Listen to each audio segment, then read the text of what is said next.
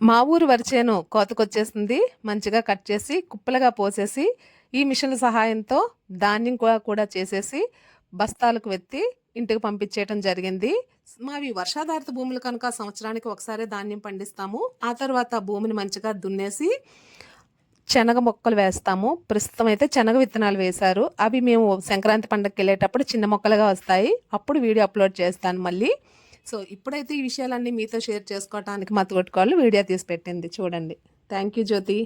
Monday పొలిమి నడగందే తెలియదే మన్ను కాదు ఇది స్వర్ణమంటూ చూపాలంటే పండే పొలము చెబుతుందే పదునుగా నాటే నాగలిపోటే చేసిన మేలంటే తనువంతా విరబూసే గాయాలే వరమాలై దరిజేరే ప్రియురాలే గెలుపంట